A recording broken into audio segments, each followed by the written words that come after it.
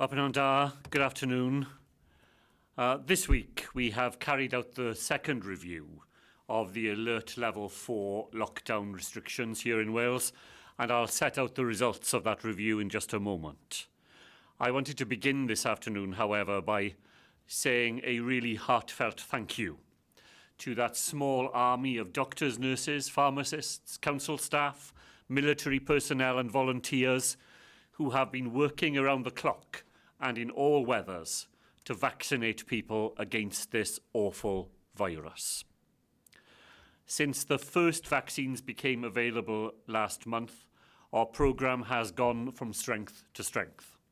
As you can see on this slide, the green line represents Wales, and you will see just how we are getting faster and faster in vaccinating people in Wales with every day that goes by.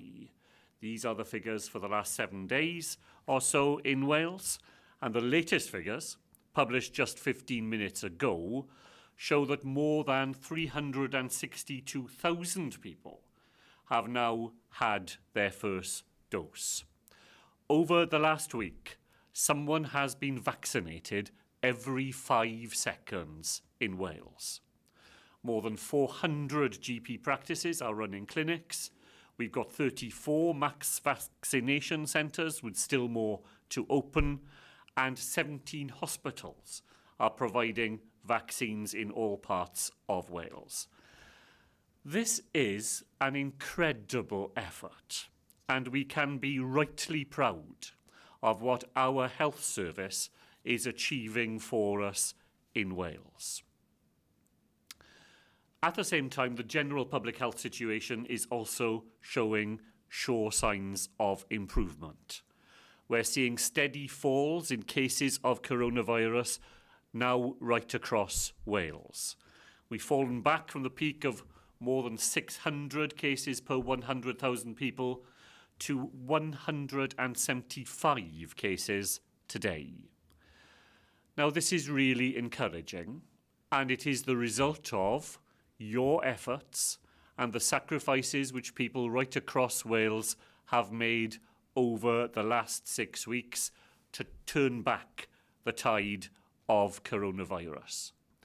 But at 175, that is still a high figure.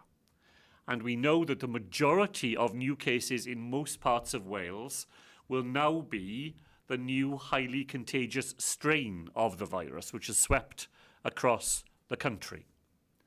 And although the number of people with coronavirus in hospital is starting to stabilise, the NHS is still under significant pressure. There are some 1,300 people so ill with confirmed coronavirus that they need hospital treatment. And we have a similar number of people in hospital who are recovering from the disease. All this means that despite the real progress that we have made, it is too late, too early to start lifting the lockdown restrictions. We will therefore have to remain in Wales at Alert Level 4 for a further 3 weeks. The advice for people who are extremely clinically vulnerable, the shielded group, which is not to go to work or to school if they're of that age outside the home, is also being extended to the 31st of March. We will all need to stay at home and work from home for a while longer. And that will give us the time we need to reduce rates of coronavirus to even lower levels as the vaccine continues to be rolled out to even more people in the top priority groups. And when it comes to lifting the restrictions here in Wales, we will take the same approach as we adopted during the first lockdown. Careful, gradual, and always with public health safety at the forefront of our decisions.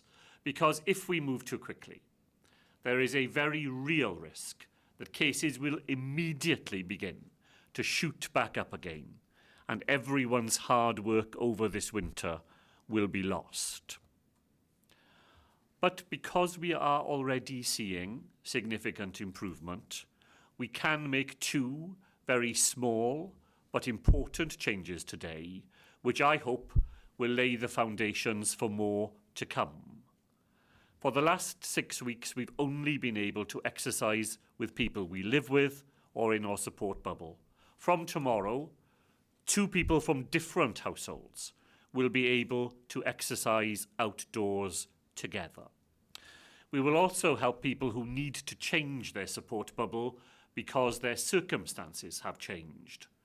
We will publish guidance setting out how to do this safely without increasing the risk of spreading or catching COVID-19. I hope that these 2 very small and careful steps will be the first towards a time when we will all be able to live with fewer restrictions in our lives and without the fear of this terrible virus. I want to turn now to education, and I want to say directly to children and young people in Wales that we understand the real difficulty and distress you have experienced this year, being in and out of school and separated from your friends. We do not yet have the headroom to do everything we would like, but getting you back into school and college for face-to-face learning is our top priority in the Welsh Government. If infections continue to fall, we want to see children able to return to school after half-term from the 22nd of February, starting with the youngest children in our primary schools. And I'm confirming this intention today to give as much notice as possible to parents, teachers and pupils of what we hope will lie ahead. Now, we will work intensively with teachers and local authorities and the teacher unions as we keep parents up to date with these plans. We'll also work on proposals for those older pupils and college students who have to do vocational examinations to return to school and college in a phased and flexible way after half-term. Now, last week when I was with you, I said we would be making a further £200 million available through our Economic Resilience Fund to help non-essential retail, hospitality, leisure and tourism businesses through this difficult time. Today I can give some further information about that package. This will be an extension of the funding package which we put in place in early December, and it brings this latest phase of support to £650 million to the end of March.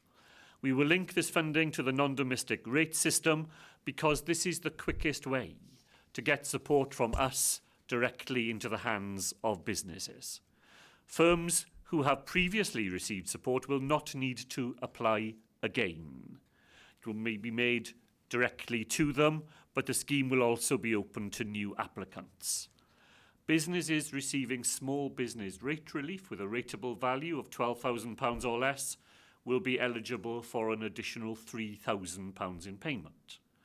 Businesses with a rateable value of up to £150,000 will be able to receive an additional £5,000. And supply chain businesses will also be able to apply for support if they have had a reduction in turnover of more than 40%. At the same time, we will put a further £30 million into the discretionary fund, which local authorities are able to use to provide up to £2,000 in grants for businesses who are not captured by the non-domestic rates system. Now, this support is in addition to that provided by the UK government, and all the details are to be found on the Business Wales website. We continue to provide the most generous package of support for businesses in Wales of anywhere in the UK. And that's our determination to help firms and their employees through this crisis. What we now need is the UK government to provide similar certainty for businesses and individuals by ensuring that the furlough scheme will not come to an abrupt end before the economy is back on its feet again. Now, we have been living with coronavirus and all the measures we need to control its spread for almost a year now. It has been a long and difficult year for us all, but particularly for the thousands of people who have lost close friends and family members to this awful virus. And as I try to say often in these sessions, for all the numbers that you see and all the numbers that you hear, it's not a number, is it? Those people were people who had lives ahead of them, who had families and friends who they were looking forward to go on meeting. And we think of them all at this incredibly difficult time. Yet, despite all of that, at every turn over the last 12 months, we have seen a fantastic response from people here in Wales. It's the hard work we have done together which has repeatedly changed the course of this pandemic. And it will be through the combination of all those efforts and all those sacrifices that we need to go on making over the weeks ahead, which will help drive infection rates lower and lower and help us to begin the process of reopening Wales once again. Let me end as I began by saying thank you to everybody who is part of this enormous collective effort of social solidarity. Thank you for all your help in keeping Wales safe. Diolch yn fawr ac o galon I chi gyd. Time to turn to questions now, and as usual, all the answers will be broadcast live on our social media channels. And first today, I'm going to go to Teleri Glyn-Jones at BBC Wales. And Prif Weinidog, diolch yn fawr iawn.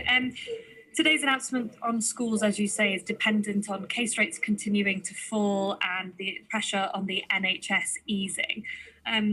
But you want to give as much notice as possible to schools and to parents and pupils. How soon will parents, pupils, teachers know for sure that their children will be returning to schools? How much notice can you give them?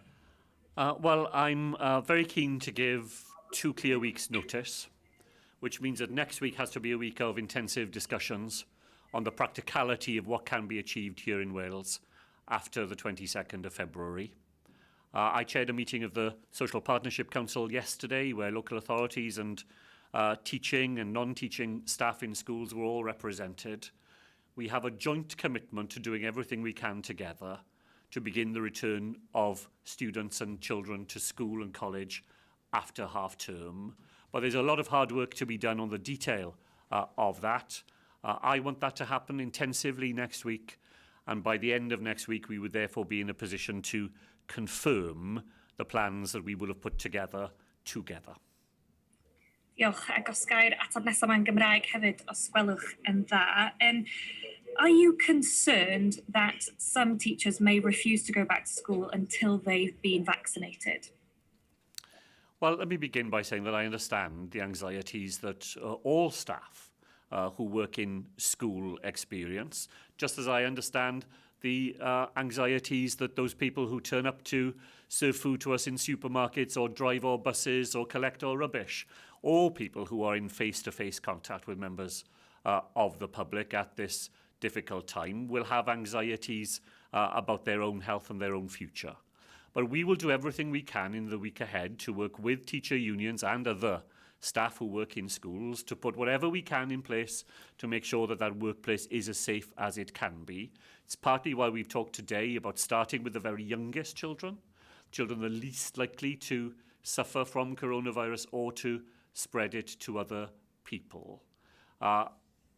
We have to work together on this agenda because we have a common aim of trying to repair the damage that has been done to the education of our young people during the 12 months that have just gone by, and I look to all of those who share that ambition to come round the table and make those plans together. Wel, jyst i ddweud, wrth gwrs dwi'n deall pan mae bobl sy'n gweithio wyneb a wyneb gyda'r aelodau'r cyhoedd yn ysgolion neu mewn nifer o'r cyd-destun eraill. A pam maen nhw'n becso am y dyfodol, am becso am anghenion sydd â ni i gyd i feddwl am diogelu nhw. Dyna pam ni'n mynd i cydweithio yn ystod yr wythnos sydd i ddod, cydweithio gyda'r ein partneriaid yn yr undebau, gyda'r awdurdodau lleol, i roi popeth ni'n gallu yn ei le, i tynnu ein plant nôl i'r ysgolion ni. Mae'r plant a bobl ifanc yn Cymru wedi dioddau dros y flwyddyn diwetha, a dwi'n gwybod mae'r undebau ac yr awdurdodau lleol ac y Llywodraeth yma yn Cymru, ni gyd yn penderfynol i treul i tynnu fwy o plant a phobl ifanc nôl at yn ysgolion, a dwi'n edrych ymlaen at yr wythnos nesaf i wneud y gwaith galed ac yn fanwl i paratoi am hynny. Thank you very much, Teleri. Over to Adrian Masters at ITV Wales. Thank you, First Minister. And I wonder if I could pick up on that. I've heard what you've said elsewhere about vaccinations for teachers, but I would just like to clarify, you're ruling out vaccinations for teachers unless the Joint Committee vaccination changes its advice. So if you could clarify that. And as part of the preparations that you talk about, the precautions that you talk about, how seriously are you looking at schools opening in some form throughout the summer in order to repair the damage, as you put it? Adrian, thank you very much. Well, yes, to be clear, the Welsh Government relies on the advice of the Joint Committee on Vaccinations and Immunisation and then the advice of our Chief Medical Officer as to which groups should be at the front of the queue for vaccination. The JCVI tells us that it is reviewing its prioritisation lists all the time as new evidence emerges.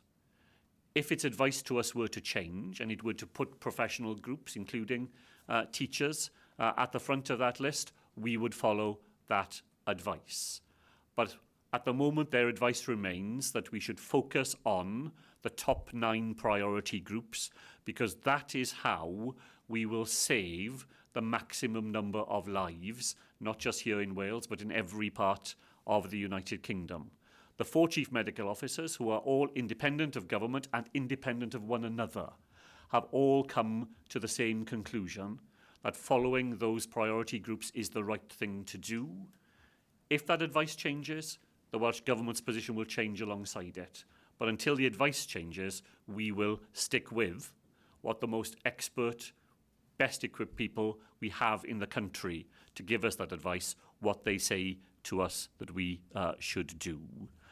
And you asked me a second bit of that question, Adrian, remind me. School through the summer. Oh yeah, thank you. Well, we already have invested a considerable sum of money, many millions of pounds, on a catch-up programme. Our local education authorities have succeeded, I believe, in employing around 1,000 extra staff beyond who would normally be in the classroom to help with that. Given what we have gone through before and since Christmas, of course we are looking to see how that programme might be extended, and using the summer holiday period, particularly for those young people who have lost out the most and who will need that extra boost to catch up on what they have lost out on. Of course, we are thinking about that and seeing if we can extend the investment we've already made in that area. Thank you. And if I could ask you about the supply of vaccines row with the European Union, will you criticise the EU for escalating that row and threatening to block exports of vaccines? And would you be comfortable with some of the UK's AstraZeneca supply going to the EU to make up any shortfall? Well, I don't think threats are ever a good way of arriving at a conclusion. What needs to happen here is simple, calm negotiation and discussion. Everybody is anxious to get a supply of the vaccine. Everybody wants to do the best by their local populations. We should start from that recognition. The companies and where governments are involved, getting round the table, having those discussions, coming to an agreement, that's always the way in which these things are resolved in the end. And it is better to do it calmly and to take the temperature out of the difficulties rather than adding to them, because I don't think that gets you to where anybody would want to be in the quickest way possible. Adrian, thank you to Will Hayward on Wales Online. Thank you, First Minister. Can you talk us through what the options are for schools reopening safely given the new variant? Could it be half-year groups alternating weeks, for instance? And can you tell us what you think is the earliest that all children will go back to school? And just a subsidiary to that, given that most of the headroom in March will be for the reopening of schools, is it fair to say that hospitality, non-essential retail and indoor attractions will be unlikely to return until at least April?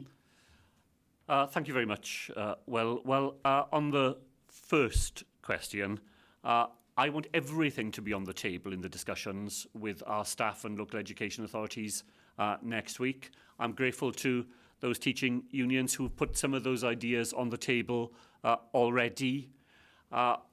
We have a common aim of getting as many children as safely as possible back into the classroom. That's what our teachers want, and that's what parents and children want as well. And therefore, we shouldn't take any ideas off the table. Whether it is reduced groups of people, whether it is part weeks for some children, whether it is different use of the physical estate, whether it's a contribution that testing can make to it. I want the longest possible list of solutions to the issues which are quite rightly there to be identified. The Children's Commissioner for Wales took part in our Social Partnership Council yesterday. I thought she made a very powerful point in saying those discussions need to be solution focused. And I'm grateful to all of those who will come forward with those ideas. I wish I could tell you when I thought all children would be back in school, but as you know, even 3 weeks is a very long time with this virus. Things that we don't know about today could emerge even before half term. Even in this last 3 weeks, new variants in South Africa and Brazil have emerged, and we've had to take action together to address that. So while I wish I could give more certainty to people, I'm afraid it would be false certainty, because I'm no more able than anybody else to look ahead in such circumstances of uncertainty. So what I can say to people is we want to get children back into school in a phased and flexible way. We will review all of that experience with our teacher union colleagues and others. When it is safe to do so, we will bring more children back, and I'd like to see it build up, and I'd like to see it build up as quickly as it is safe to do so. But you can only judge that in the circumstances at the time rather than at many weeks' distance. And while you're quite right, of course, to say that with a focus on schools and colleges as our top priority, there's unlikely to be much headroom at the end of the next 3 weeks for other things to reopen. I don't think I want to predict the future as far away as April. If things were to continue in the direction they are now, where things are going well, then more headroom may emerge during the month of March. But we could be blown off course by things we know nothing about today. And as I say, I think it's sensible for people to look at what we can achieve in the next 3 weeks and the 3 weeks beyond. But I think it's just looking into the tea leaves to think we can predict the future beyond that. Thank you. And given you've announced very slight relaxation measures today, what is your message to those people who will see this as an inch where they can have an excuse to take a mile, whether that be travelling to beaches out of area, visiting second homes or meeting people indoors? What's your message to those people? Well, thank you, Will. Look, we had a very lively debate inside the Welsh Government and with our chief advisors about exactly that point. Whether we should make any relaxations in the level 4 restrictions at this point, because there will be some people who, once they can do one thing, want to push that, want to lean on the rules, game the system. in the end, our conclusion was that where we could make very minor easements, but easements which can be very important to some people, we should do that. But my message to the people you describe is please don't do it.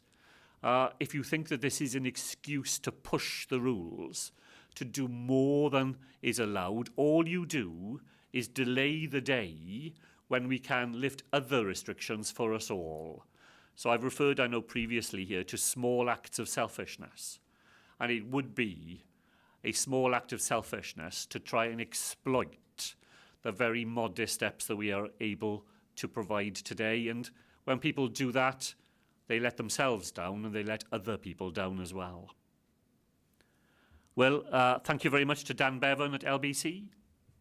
Thank you, First Minister. Good afternoon. We've had lots of people get in touch asking if they can go out for a walk or go out jogging with someone from outside of their household. Then why can't they go and play golf or go fishing or tennis with them, since they can do the same amount of exercise, but of course still social distancing and still take part in the sport? Or are you more concerned about people, as you referenced in your answer to Will, potentially using this same logic to go and hang out in someone's garden? Well, I'm afraid it is exactly those sorts of inquiries that, gave people pause for thought about lifting the restrictions at all. It's always possible for a group of people to make themselves a special case, and they've often got sensible arguments that they can put in favour of what they want to do. As I've explained many times over the past year, really, the problem is that those things all add up. Cumulatively, every bit that you do creates new opportunities for people to get together, and when people get together, coronavirus thrives. So tough as it is and frustrating as it is for many people, we're still at a point in this latest wave of the pandemic where doing the minimum to get together is the right thing to do. The two very small easements that I've announced this afternoon are the furthest we can do. And if we continue to be on the right track, then in 3 weeks' time, maybe we will be able to make some response to those people who make special cases for other forms of activity. Now is not the moment to do it. The risk would be that everything we've achieved over the last 6 weeks could be undermined by things which by themselves look sensible, but when you all add them all up together, have the effect of allowing the coronavirus genie out of the bottle again.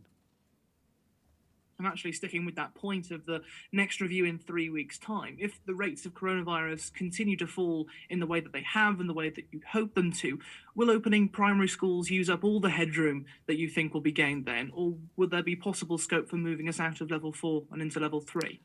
I don't see us going out of level 4 in a wholesale way and entirely into level 3 just in 3 weeks' time. We'll have to make a judgment, in another 3 weeks. A lot will depend on the extent to which it is possible to reopen schools. If we could use up all our headroom for that purpose, then that is what I would do, because I genuinely mean it when I say that getting those young people and those children back into school is our top priority. But we will do that in a careful and cautious way, and if there were to be any further room for easements beyond schools, we'd look to see if we could do that as well. But our top priority is to get as many children as safely back into face-to-face teaching as possible. And if we could use all the headroom we had for that purpose, that would be the right thing to do. Dan, thank you. Diolch yn fawr. Drosodd i Adam Hale at PA. Diolch, Prif Weinidog. Not straying too far from that topic, is it likely you have to wait until the majority of school-age pupils are back in school before you consider lifting the country out of lockdown? Well, we will continue to make a judgment in the round, Adam. It is not quite as simple as being either or, particularly in the uncertain circumstances of not just 3 weeks but 6 weeks from now. I could set out for you an optimistic course in which these numbers continue to come down, in which the pressure on our hospitals is lifted, in which vaccination begins to make a real difference to the most vulnerable people needing hospitalisation, and there being room to do more than just return children to school. But that is being, that is really being optimistic. That is everything going in the right direction. And like I said in an earlier answer, we know just how quickly things can change. I've given the example here before, but it's a striking one. In December, the Republic of Ireland, our nearest European neighbour, had the best figures in the world, the lowest rate of coronavirus in the world. 3 weeks later, it was the worst in the world. The figures in 3 weeks had gone from right at the bottom to far in excess of what we have ever seen here in Wales. If things can change that much, that rapidly in just 3 weeks, it doesn't make sense to predict the future here more than, a certain number of weeks ahead where we have a little bit more certainty. Thank you. Boris Johnson's trip to Scotland this week caused a bit of a stir in an argument over whether or not it was an essential journey. Would you welcome the Prime Minister visiting Wales in the weeks ahead if you wanted to pop over? Well, I myself have left Cardiff, I think, twice since November. I went once to the Rhondda where a coal tip had slipped, and I went once last weekend to Skewen where major flooding had taken place. And so I am only leaving my home or place of work in a genuine emergency, and that's because the rules in Wales are stay at home, work from home. We are at level 4 of a public health emergency. And on the whole, I think it is preferable for people who make rules that we expect other people to observe them ourselves. Adam, diolch yn fawr. To Mark Hutchins at 5 Live. Thanks very much indeed. You say that you will trigger a return to school for the youngest pupils if case rates continue to fall, which begs the question, how low? What is the case rate that would enable the first pupils to go back to school, below 100, or what would it be? And given that there are variations across Wales, Wrexham very different from Ceredigion, for instance, would that return to school apply to the whole of Wales at the same time? Well, Mark, I'd like us to be in a position where we have a common approach across all Wales, but I've been careful to use the terms flexible and phased this morning, and some flexibility may be necessary to allow local authorities to respond to the individual circumstances they face. That would be exactly what we did back in September, where we allowed the first 2 weeks of the autumn term to be a build-up, and different local authorities approach that in different ways depending on their circumstances. So having flexibility and a responsiveness to local circumstances can be part of a common approach which you are trying to achieve across the whole of Wales.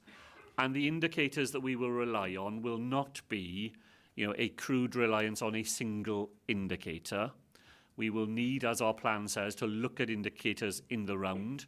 That includes, of course, that very important threshold of the number of people suffering from coronavirus. It will include the positivity rate. It will include figures of people being admitted to hospital. It will include the mitigation measures that we are able to put in place in schools.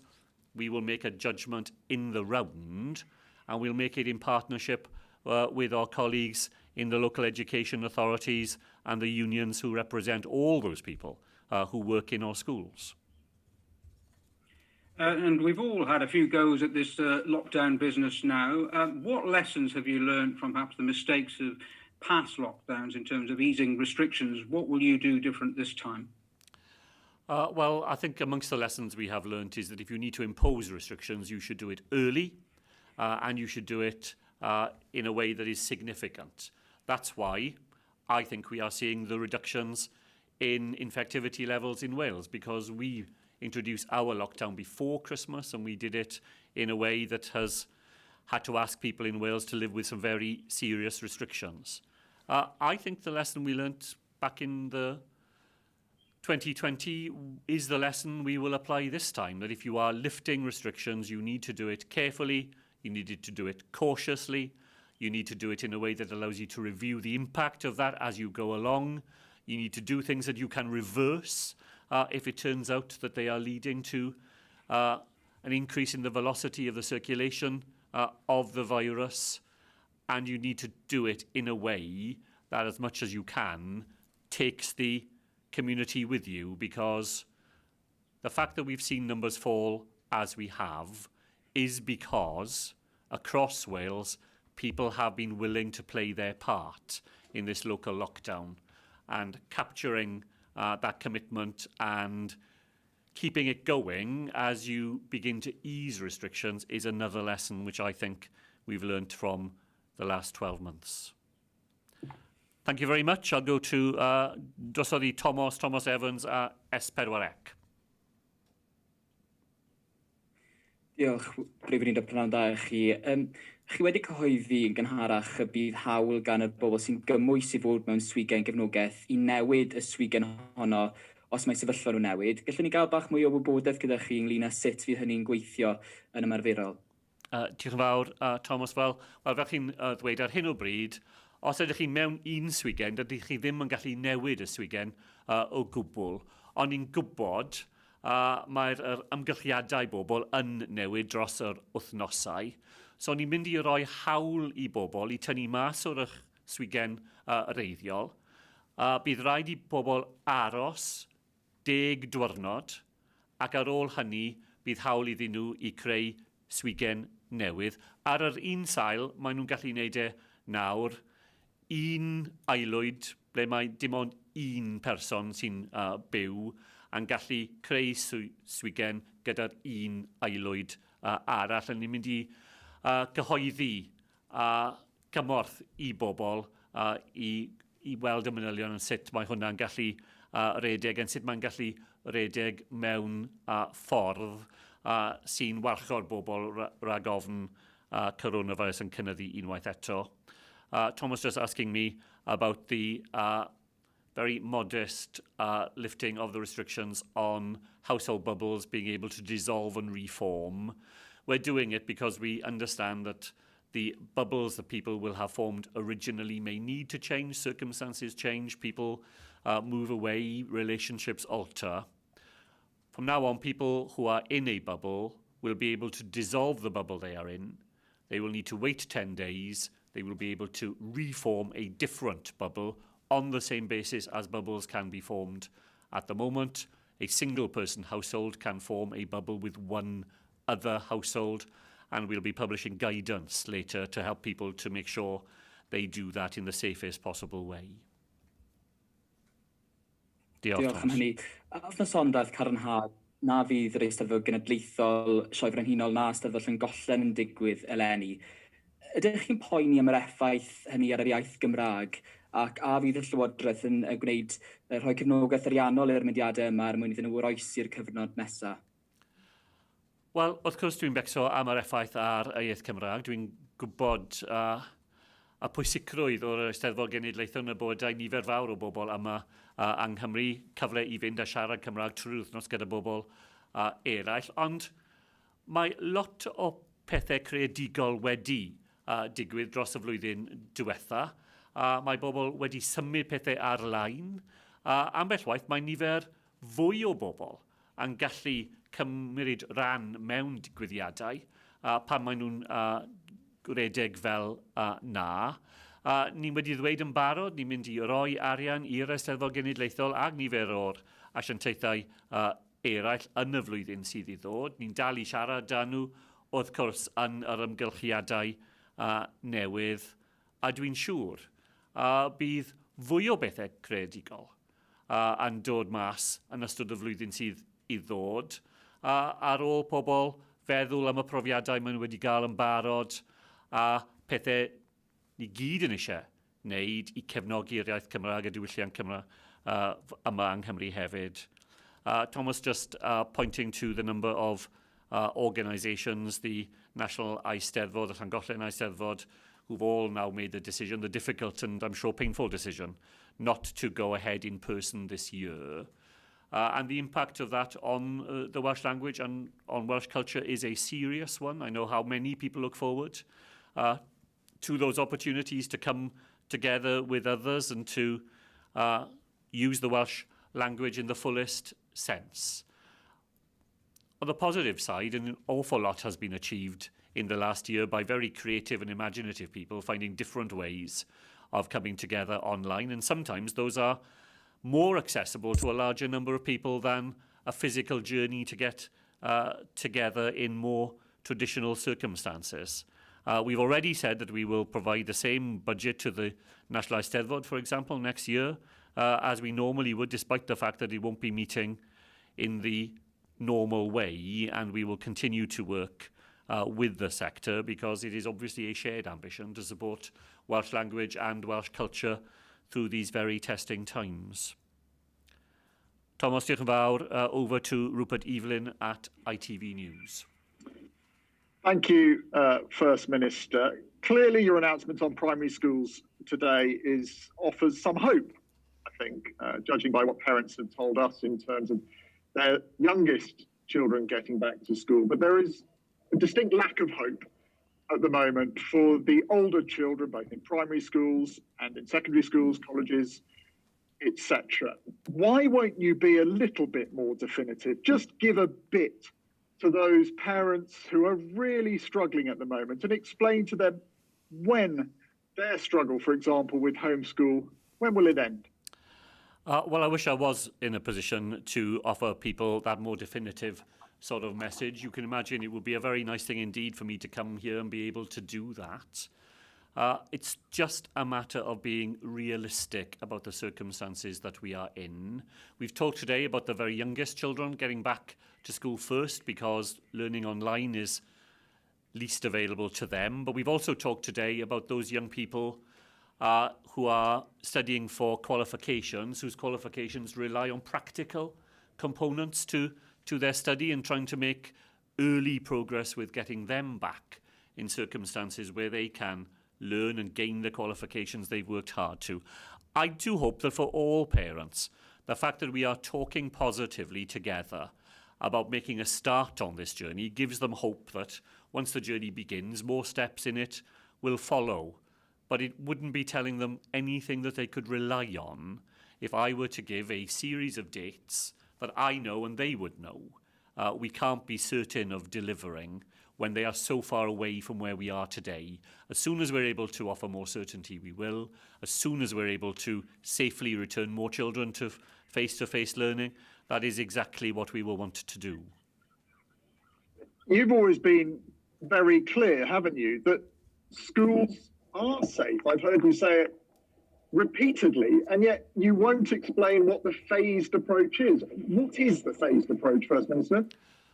Well, the phased approach is the approach we will negotiate with our teaching unions and other school staff and with our local education authorities, starting with those children who are least able to take advantage of online learning, who are least likely to suffer from coronavirus or pass it to others. That will build up confidence in the system that we are able to do that, and that will allow us to bring more children back into face-to-face learning. It's absolutely right that we attend to the anxieties of school staff. There is a new and more infective virus in circulation than when schools were last together before Christmas. We've seen other variants emerge in other parts of the world.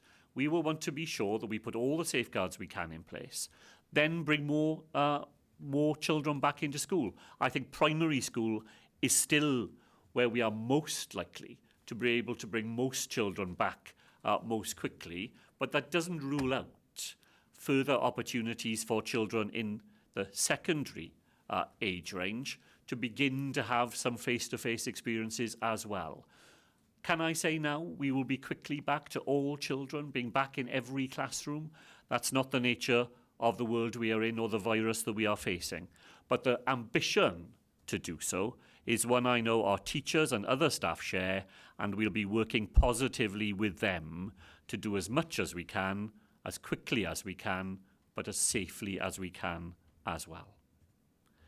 Rupert, thank you very much. To Howell Griffith at BBC News.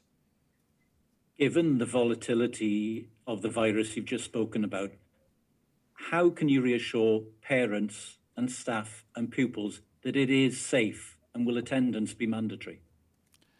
Well, the way to do that is to work together and to get round the table together and to share any ideas we have about how safety can be improved. We talked earlier about new risk assessments, taking into account the new variant, the use of physical space, the possibility of lateral flow tests being deployed in some way to reassure people of safety. There are a range of practical things that we can do, but the way to give people confidence in the way that you asked, Howell, is by doing it together and in partnership. That's what we will be aiming to do. Sorry, there was another point to your... I just asked whether attendance will be mandatory. Oh, I beg your pardon. No, we've not moved down that road in Wales. We want to encourage as many people back into school as possible. Back in the autumn, the Education Minister did agree that where there were obvious examples of children who could and should be in school being deliberately kept away from school, that some more enforcement action should be taken. But the general approach in Wales is not to mandate people going back for all the reasons we just explored with Rupert Evelyn about concerns and so on, but to encourage, persuade and build up trust. Keir Starmer says all teachers should be vaccinated during half-term. Do you disagree with your Labour Party leader? Well, I take a different view here in Wales. When you're in government, you have to rely on the advice of those people who are appointed to give you that advice. The advice from the JCVI and the Chief Medical Officer continues to be that we should prioritise those people who are on those 9 groups that the JCVI set out. If the JCVI changes its advice, we will follow the new advice. But until that advice changes, we will stick with what we are advised to do by that committee, by our own Chief Medical Officer, vaccinate those top 9 groups, and we're making remarkable progress in doing that here in Wales. Thanks very much, Howell. Over to Steve Bagnall, I think, at the Daily Post. Thank you, First Minister. Following the suspicious package incident at the Vaccinations plant on Wrexham's industrial estate this week, how confident are you in security measures to protect the plant? And what could the effect be on vaccine supply if there was a serious incident? And are there other measures in place if this did happen? Well, I received regular reports during the day from the security and police services about the incident. I thought they responded to it fantastically well. They went, there was a plan already in place. The plan was executed. There was a commanding officer on the spot to make sure that it was dealt with in the best possible way. So on the whole, I think we should take confidence from the way in which that incident was responded to, because it demonstrated that all the work that has gone on between those services to plan ahead was of real benefit in the practical circumstances that they faced. Your point about the fragility of the system to setbacks is a real one, though, isn't it? You know, we absolutely rely on vaccine being produced as fast as possible, and there are many ways in which that process could be vulnerable. People are working very hard indeed to make sure that it's not. But we are using every drop of vaccine we have as fast as we get it to vaccinate as many people as possible. And we are relying on those factories being able to keep up the production of the vaccine to the maximum possible extent. You can be sure that those who were involved in the incident earlier this week will be learning the lessons of it and seeing if there are ways in which those protections can be even further strengthened. Thank you, First Minister. And with concerns about new strains coming into the UK from outside, do you think there is an argument for the UK to close its borders completely for, say, 6 months or the rest of the year to get coronavirus under control? Is that something you could envisage? I can envisage that myself, and I think those protections would be greater than the ones the UK government has decided on this week. I did say in a meeting with the UK government that this smacked to me again of the UK government doing the least they thought they could get away with, rather than the most that needed to be done. But as a Welsh government, we are not particularly privy to all the information that the UK government has through its foreign and Commonwealth responsibilities and its border security responsibilities. I think they've done the minimum that was necessary this week, and we have supported them in doing that. I think the case for doing more is a significant one.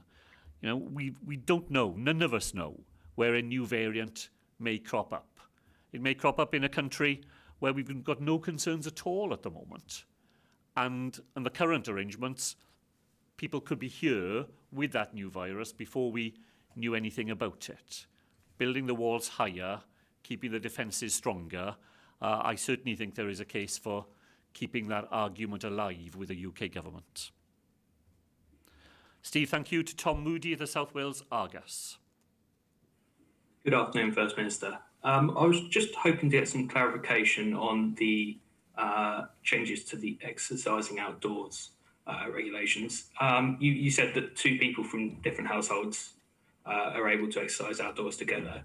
How does this apply to families? Is it two households, two adults from different, a maximum of two adults from different households being able to meet up with children, or simply two people? Thank you, Tom. It is two adults from two different households. They will need to be local because the rule about starting and finishing exercise at your own front door has not gone away. Children under the age of 11 are not included in that, so it would be possible for an adult from a household to meet somebody from another household and for a child to be present as well. As ever, you know, what I always ask people to do is not to ask yourself, what can I do, but to ask yourself, what should I do? And the fewer people who meet, the safer we all are. But children under the age of 11, as with the rest of our regulations, would be allowed to be part of such exercise. Thank you. And we've heard from business owners here in Gwent who, though they have received support at the beginning of this month, said this barely covered, if it covered at all, their bills for January, and that not knowing the length of how long they'd be closed for made it almost impossible for them to sort of plan or negotiate payment of these bills. Obviously, it's not possible to predict how long this lockdown would be for, but could the Welsh Government have been clearer with businesses over how long this support would have had to be to sort of tide them over? And is this process under constant review to make things as clear as possible? Tom, thank you very much. Look, I think we were clear with people that the help we provided up until now was meant to last until the end of January. And the additional help that I was able to announce last Friday, my colleague Ken Skates is publishing a lot more detail now about that help today. That will be designed to tide businesses over to the end of March. So businesses in Wales now know that that help is there for them to the end of this financial year. I've got absolute sympathy with the sort of businesses who you've been talking to. The amount of help we are able to offer them, of course, would not be what they would have hoped to have raised themselves, and they'd much rather be working than waiting for help from the Welsh Government, I know. As soon as it is safe to do so, we will want those businesses to be back in operation. Our help is designed to tide them over through these difficult months so that they are still there, able to resume trading when conditions are safe for that to happen. Tom, thank you. Over to Rob Taylor at wrexham.com.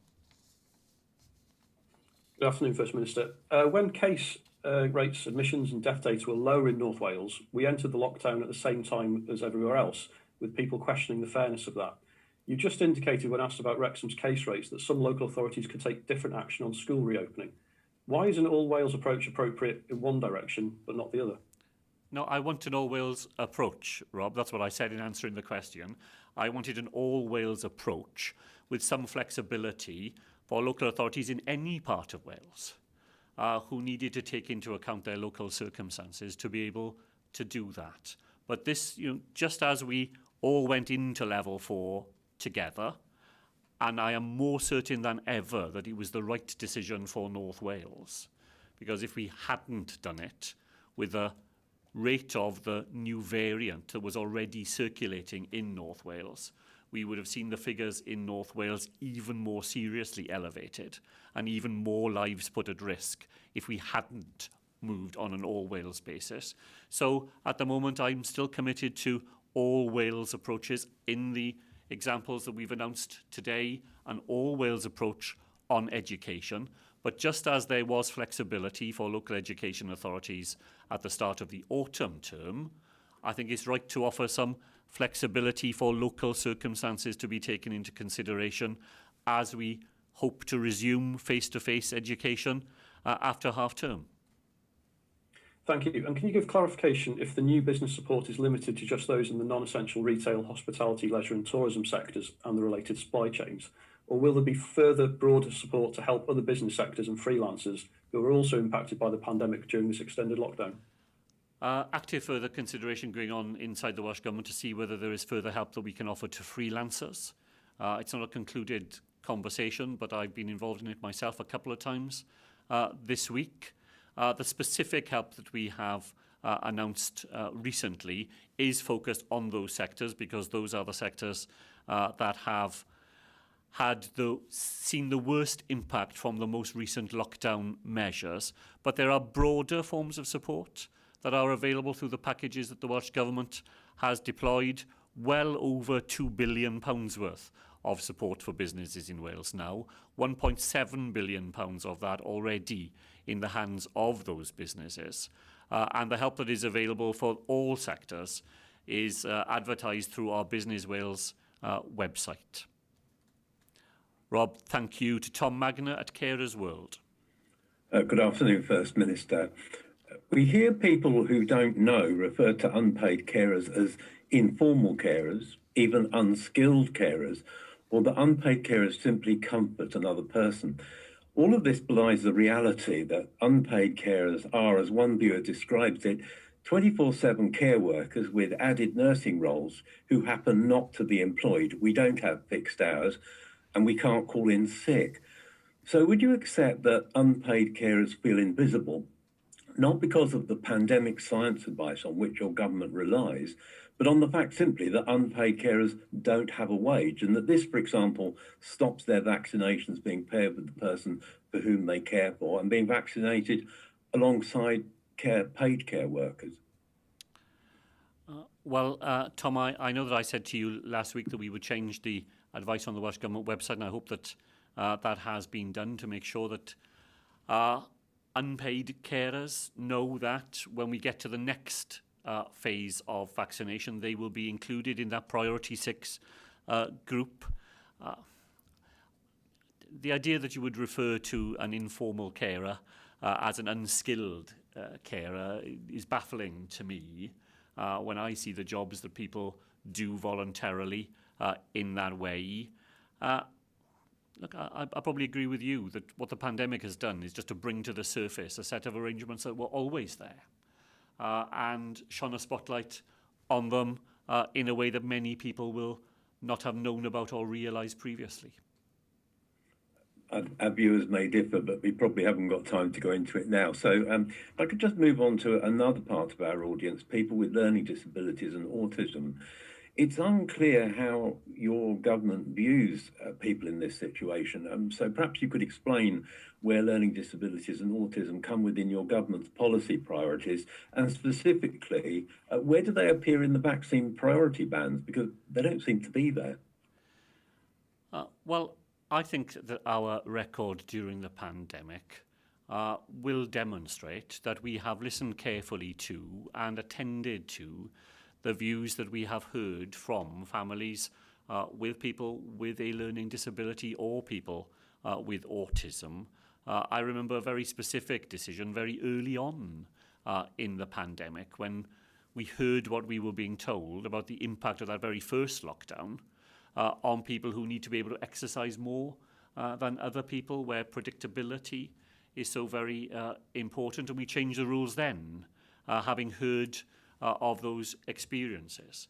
We have kept all special schools open in Wales in this fourth lockdown, and that again is because we know that many young people depend upon the school routine and their families depend upon it as well. So in a straightforwardly practical way, if you think that actions speak louder than words, then our record during the pandemic has been to try to listen to the lived experience of people in the circumstances you've described, and where we can, then to respond with practical ways of helping them.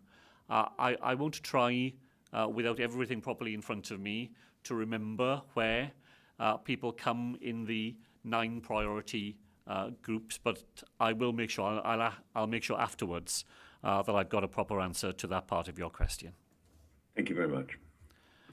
Over to Alan Evans at Llanelli Online. Thank you, First Minister.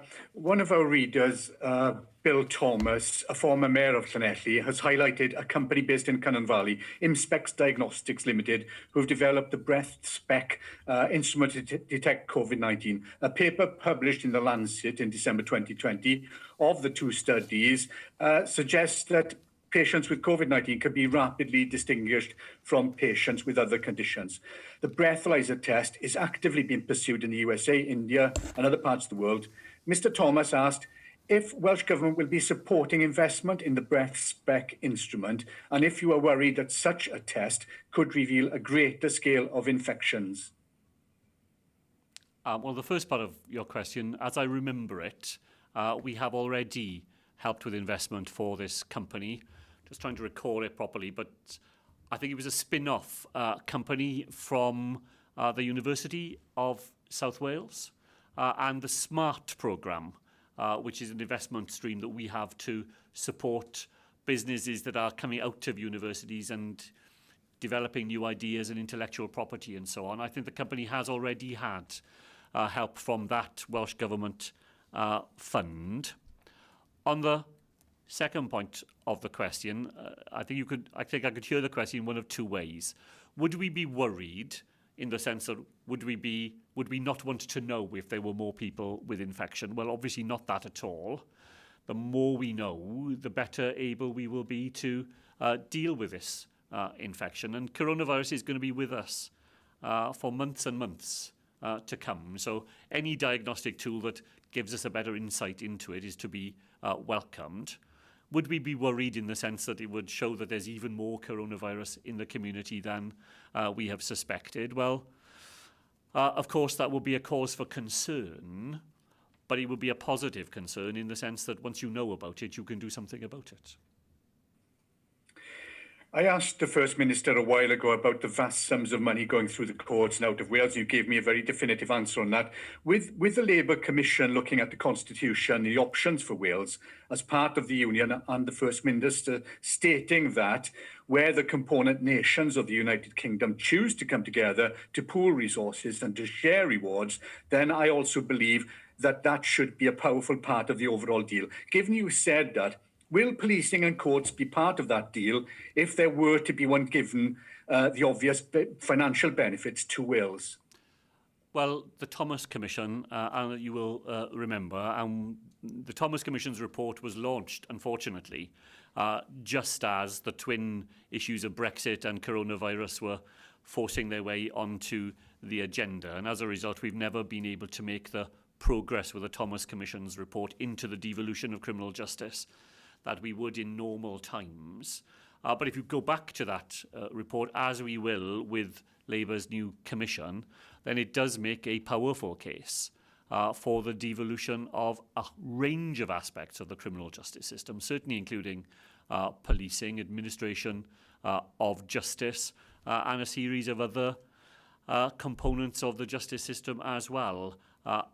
Once that commission gets properly underway, and I've had an opportunity to discuss it with both Keir Starmer and with Gordon Brown, then we will make sure that the evidence of the Thomas Commission is made available to it because part of the future design of the United Kingdom, I think, based on the powerful arguments of the Thomas Commission's report, do need to include devolution of aspects of the justice system. Alan, thank you very much. Over to Andrew Nuttall at the Leader. Thank you, Minister. So living on the Welsh border up here in North Wales, things can be a bit confusing, especially with the school announcements for yourself and for England as well. For pupils that sort of live in the Fledgling and Wrexham area that may go to school over the border in England or vice versa, children in England that may come to school in Wales, what will the rules be for sort of the difference in approaches there? Will that be something that you've considered or? Yeah, thank you. I think the rules will be the rules of the school in the country that the school is in. So I'm afraid if there are young people who live in Wales, the school in England will not be open, we know, until at least the 8th of March, so they will not be able to attend. If there are pupils who come into Wales for their education, we know that there are many of them, including some people who come across the border to have Welsh medium education.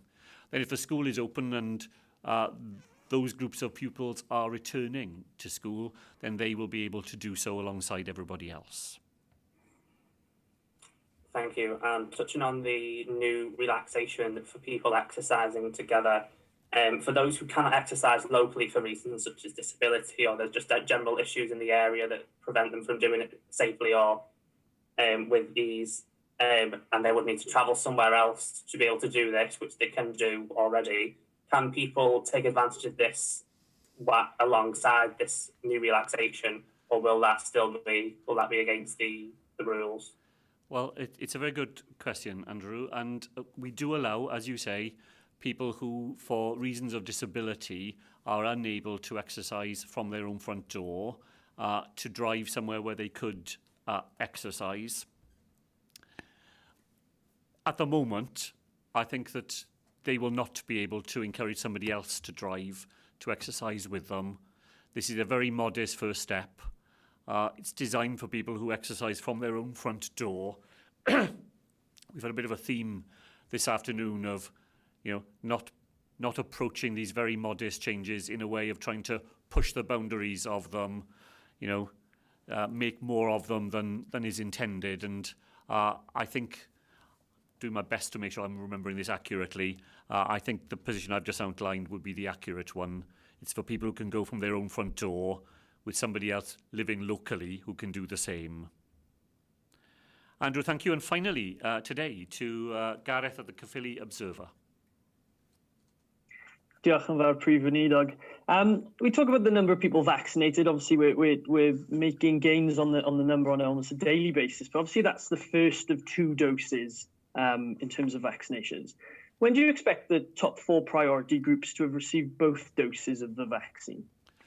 As I remember, Gareth, people who have been vaccinated already will start to get the second dose from the 22nd of February. I was very encouraged getting a message from somebody in my own constituency this week who'd been to a mass vaccination centre and had been given the date for her next vaccine while she was there. And, she sent me a note just to say how well it had all gone, how smoothly it had operated, how pleased she was that the plan for her next vaccine was part of the service that she received. So starting from the 22nd of February, and then, it'll be a rolling programme. Those who've been vaccinated first will get their second vaccine first, and so on. And on the vaccination of unpaid carers, just to touch upon something that's already been covered slightly, the guidance from the JCVI and yourselves at the moment is that those receiving the carers allowance will be invited for a vaccine in line with priority group 6. What's the advice for unpaid carers who aren't in receipt of a carers allowance? How will they be contacted, or should they be making their situation known to any relevant people like GPs or their local health board? Well, many of them we know will be covered by the other categories in those top 9 priority groups. A large number of people who provide informal care in Wales are already in those groups already. If you fall outside those groups and you're not covered by the carers allowance aspect, then we will look to find some other way in which you can validate the fact that you are a carer of that sort. As I've explained, I know in earlier conversations with Tom Magna, you have to find some way of being able to demonstrate that you are an unpaid carer. Otherwise, anybody could walk through that priority group and put themselves at the front of the queue. So we've tried to find ways in which people who are in those circumstances, and we want them to get vaccination as part of the next priority groups, can get it. If we need to work further to refine the system, then I'm sure both the GCVI and we will do it as well. And Gareth, as this is the last question of this session, maybe you will allow me to say I think I've been on my feet for over an hour by now, and in the time that I've been talking, over 1,000 people in Wales will have been vaccinated. That is how fast the system is working, and that is how fast people in that informal care group will find themselves being drawn into the system as well. Diolch yn fawr. Thank you all very much indeed.